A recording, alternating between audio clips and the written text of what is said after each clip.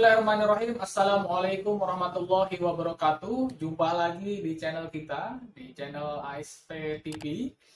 Hari ini kita akan membahas terkait dengan pertanyaan-pertanyaan dari pemirsa ASP TV, khususnya terkait dengan bagaimana sih prosedur atau tahapan untuk bisa menjadi seorang advokat.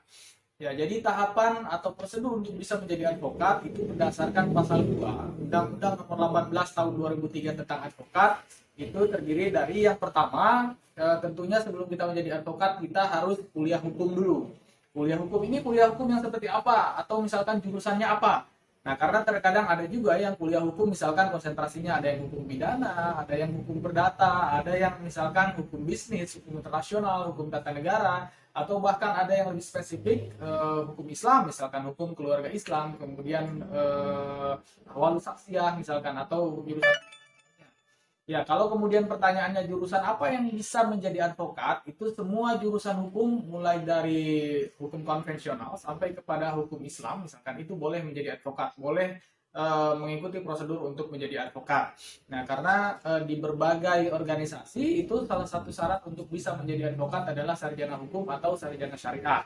Nah, kemudian tahapan selanjutnya ketika kita sudah menempuh kuliah hukum, S1 hukum, nah tahapan selanjutnya adalah bagaimana caranya agar kita bisa mengikuti pendidikan advokat. Nah, pendidikan advokat ini ada beda-beda karena di Indonesia ini ada banyak organisasi advokat dan kawan-kawan tidak perlu khawatir karena semuanya diakui oleh Mahkamah Agung.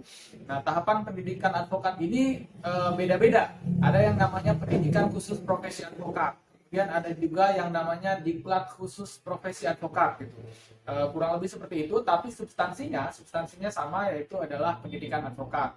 Karena berdasarkan Undang-Undang Nomor 18 Tahun 2003 tentang advokat, pendidikan advokat itu dilakukan oleh organisasi advokat. Nah, oleh organisasi advokat yang kemudian sekarang ada peraturan baru bahwa organisasi advokat itu harus bekerja sama dengan fakultas hukum atau sekolah tinggi ilmu hukum yang akreditasinya minimal B, gitu. Kira-kira seperti itu. Nah, selanjutnya setelah selesai PKPA kita mengikuti ujian. Nah, di berbagai organisasi itu ada beda-beda. Ada yang kita harus PKPA dulu, baru kemudian setelah selesai PKPA kita bisa ikut ujian.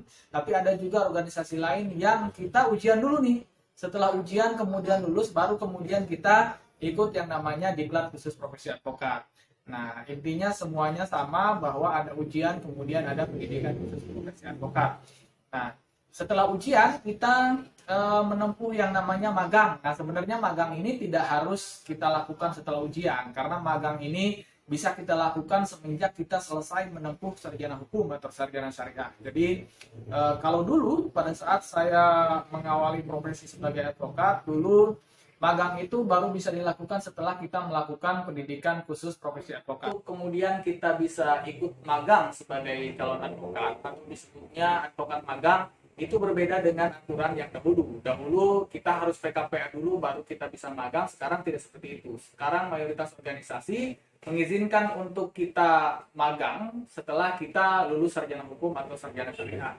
Nah, setelah kita magang, kita harus magang itu dalam waktu minimal 2 tahun berturut-turut, baru kemudian bisa disumpah. Nah, sebelum disumpah tentunya kita harus mengikuti ujian advokat dulu. Ada yang namanya ujian profesi advokat. Gitu. Nah, ujian profesi advokat ini sebenarnya rentan waktunya, tidak harus magang dulu. Bisa misalkan setelah kita mengikuti pendidikan khusus profesi advokat, kemudian kita ikut ujian, atau bisa saja kita magang dulu, baru kemudian ikut ujian, itu nggak apa-apa. Rentan waktunya adalah setelah kita melaksanakan pendidikan khusus profesi advokat, sampai dengan sebelum disumpah atau diangkat sebagai advokat, itu kita bisa ikut ujian. Nah, kadang-kadang ada yang tidak lulus 1 kali ujian, ada yang beberapa kali ujian, tapi alhamdulillah di tim kita hampir ya semuanya lulus 1 kali ujian gitu, kira-kira seperti itu.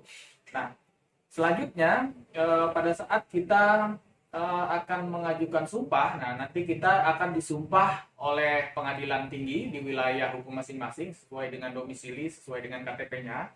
Nah, nanti salah satu persyaratan untuk dapat disumpah adalah telah melakukan magang minimal 2 tahun berturut-turut. Nah, itu salah satunya, makanya kita harus magang. Nah, tentunya persyaratan lain juga banyak, tidak hanya magang. Nah, kita juga harus sudah lulus ujian advokatnya, kemudian harus ada surat keterangan catatan kepolisian, Selanjutnya kita juga harus ada surat keterangan belum pernah dipidana dari pengadilan. Nah, selain itu ada juga pernyataan bahwa kita bukan PNS, bukan TNI, bukan Polri, dan juga bukan pejabat publik lainnya. Nah, baru kemudian kita bisa mengajukan sumpah. Nah, nanti kita disumpah itu di pengadilan tinggi, tapi sebelum disumpah kita akan diangkat dulu. Nah, akan ada prosesi pengangkatan advokat yang nanti akan dibacakan oleh organisasi advokat. Nah, setelah itu baru masuk ke tahap berikutnya, kita disumpah menjadi advokat. Nah, setelah disumpah, baru kemudian kita bisa beracara sendiri. Kalau pada saat magang kita beracara harus didampingi oleh pengacara senior, pengacara yang memang sudah disumpah. Nah, pada saat kita sudah disumpah di pengadilan tinggi di wilayah hukum masing-masing itu ibaratnya kita mempunyai lisensi yang sama dengan para senior. Nah, jadi dalam dunia advokat itu tidak ada pangkat, tidak ada tidak ada strata lebih tinggi, lebih rendah, tidak seperti itu. Yang penting ketika semuanya sudah disumpah, kita mempunyai lisensi yang sama, mempunyai hak yang sama. Kita boleh sidang bersih sendiri, bahkan boleh buka kantor sendiri, boleh menyelesaikan perkara sendiri tanpa harus didampingi oleh advokat pendamping lagi. Nah, jadi kita sudah bisa mandiri. Nah, tapi mayoritas teman-teman pengacara juga tidak berpraktek sendiri, banyak yang berkelompok dalam bentuk firma hukum atau law firm, dalam bentuk kantor hukum, misalkan law office, atau dalam bentuk-bentuk yang lainnya. Intinya semuanya sama, bahwa ketika kita sudah disumpah menjadi advokat, nah kedudukan kita sebagai pengacara itu sama dengan kedudukan polisi, jaksa, hakim. Berdasarkan Undang-Undang Nomor 18 Tahun 2003, kedudukan advokat adalah sebagai penegak hukum. Nah, jadi kedudukan kita sama dengan penegak hukum yang lainnya.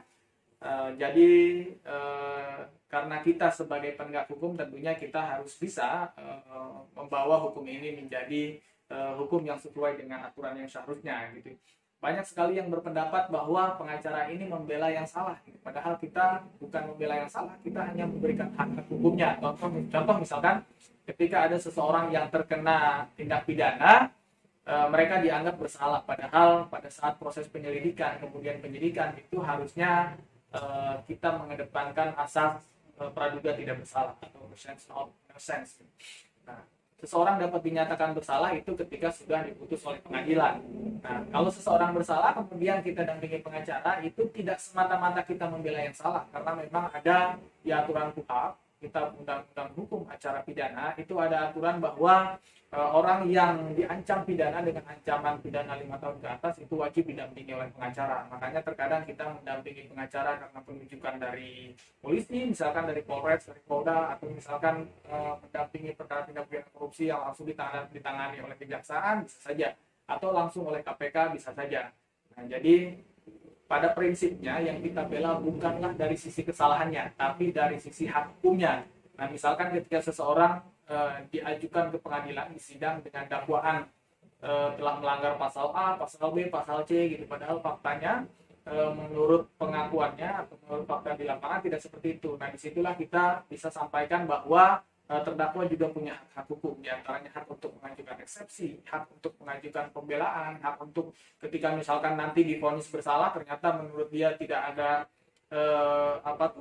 pasal-pasalnya tidak sesuai, atau misalkan tuntutan hukumnya tidak sesuai, atau vonisnya terlalu tinggi dan lain sebagainya. Nah, itu ada hak-hak hukum yang sebenarnya bisa dilakukan untuk melakukan upaya hukum, gitu. Nah, kadang-kadang itu yang harus kita sampaikan kepada klien kita. Ada hak untuk mengajukan banding, misalkan ketika putusannya tidak sesuai dengan harapan. Ada hak untuk mengajukan kasasi, untuk mengajukan peninjauan kembali, dan lain sebagainya.